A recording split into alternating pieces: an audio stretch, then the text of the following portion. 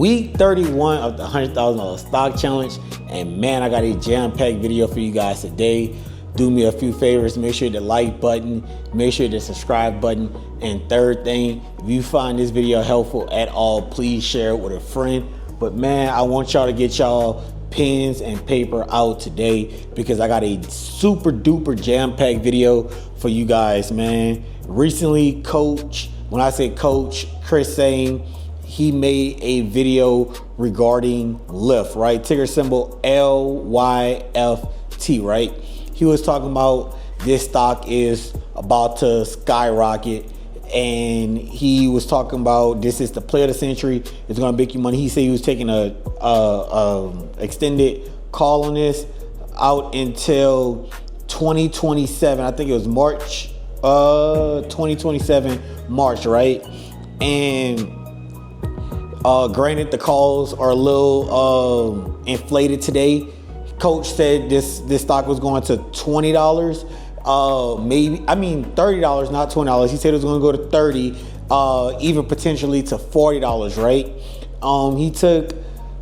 The call he took, right, was this one right here. Is a little bit inflated because Lyft is on the uprise right now, but he was talking about loading up on Lyft, right? He bought 100 contracts, right around I think his average cost was like $55,000 in there. Granted, I ain't got that type of capital, so I'm gonna be looking at somewhere around 3, trying to get maybe 5 contracts of Lyft, right? But he touched on a few different things in that video that I kind of really want to touch base on, right? And one of them was talking about the delta, right? The delta, right? And he was saying that you don't want a delta below 55 and you didn't want a delta above 88, right? And the reason why, right? If you guys don't know what the delta is, right? Delta is basically saying where the stock is gonna expire in the money, right? Basically, where is it gonna lie, right? So the chances of it being in the money, right? So if you got a delta with a 55, you got a 55% chance of the stock expiring in the money, right? And if you got one that's of 80, got an 80% chance of expiring in the money, right? The reason why you don't want to go below 55 because you're getting more risky, right? The odds are not in your favor if you go below 55, right? You want to kind of keep this more one-sided. And the reason why you don't want to go above 80 delta is because it's going to be super duper expensive. So anywhere between that 55 and 80% range is kind of where you want to get jiggy at with. That's where you want to get jiggy at. But before we talk about Lyft, right? Like get into the options super duper, because like I said, number one thing before you invest, no matter who tells you to buy, right? The number one rule is do your own research, right? You have to understand, why is he saying Lyft is going up this way? Why is Lyft going to go to $30? Why he saying it's going to go to $4? He's not pulling these numbers out of his ass, right? And it's kind of hard to say Lyft is going to go that high if it never even touched that high before. Well, it did when it first opened, but what is supporting that argument that Lyft is going up that doggone high, right? So just pulling up some facts, right? You can't argue with facts, right? If you do, you seem like the idiot if you argue with facts. But in Q2 of this year, right? The revenue was up 12% with over 1.6 billion in revenue growth in Q2 of 2025, right? That was one, right? That it straight skyrocketed in Q1, right? Then followed back with Q2, it went up an additional 14% of that as well, right? So meaning a lot of people is shopping with Lyft, right? A lot of people are spending money with Lyft. The stock is booming. The company is making a lot of money, right? So besides the company is making money, let's see how they're making money, right? Let's dive into that sector. Like, how is it doing? You know, they're just a ride subscription services, but how is what they did differently from the year before that or quarter before that? How is they continue to go up 12 and 14% each and every quarter, right? One thing they offered was a subscription service, right? For $3 a month, that helps consumers save money on rides, right? So they're innovating their platform by offering subscription services, right? So that's one reason. Another reason, right? They're doing expansion partnerships through a lot of these airlines like United Airlines, Alaskan Airlines.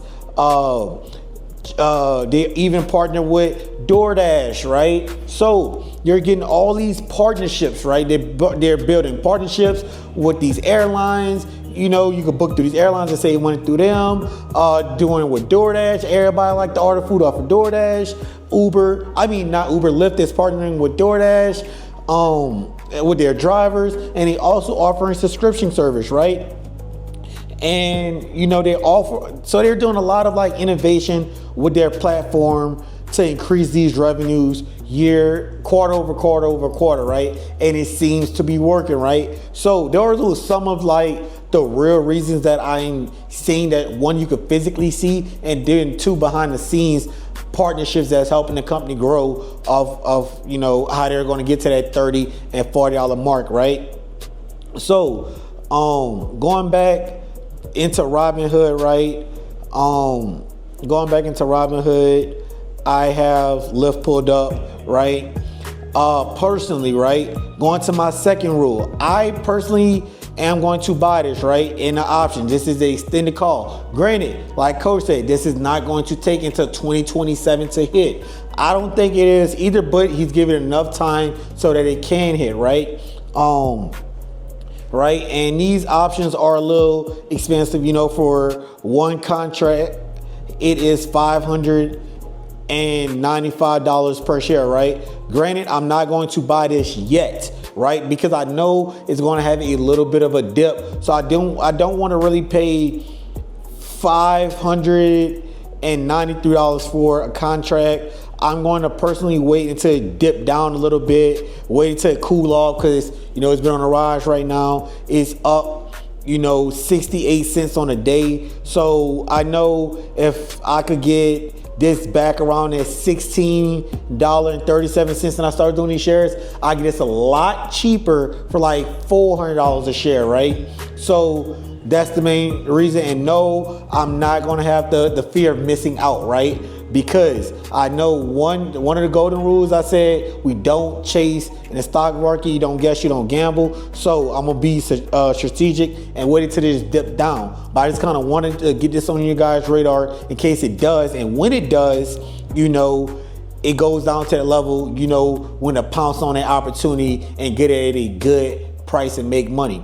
And if you don't want to, you know, take options on this, you definitely can buy regular shares of this as well, right? If you just want to, you know, I really don't feel comfortable taking these extended options yet. I don't want to tie up money. So, you know, you can also buy shares of this, right? Like you said, man, I made a video a while back talking about knowing your levels in the stock market. So you should definitely understand your levels when it comes to buying Lyft. And some of those levels are like, you know, if you see this anywhere in that 1659 to that 1780 range, pounce on this stock, right? Pounce on it, you know, 1780, you buy a few shares, right? You sit at 16, okay, you know, I'm gonna buy, you know, 15, 20 shares of it at a time, because the stock is only $16. So you're able to buy a lot of it before it rises up, right?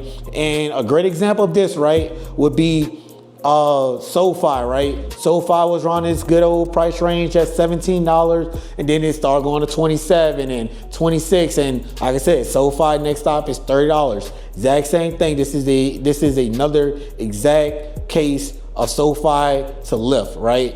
Great opportunity for us to get in and make some money, man. But let me know if this video is helpful at all. If you guys have any questions, please leave them down in the comments below. But that's all I got for this video. See you guys on Thursday.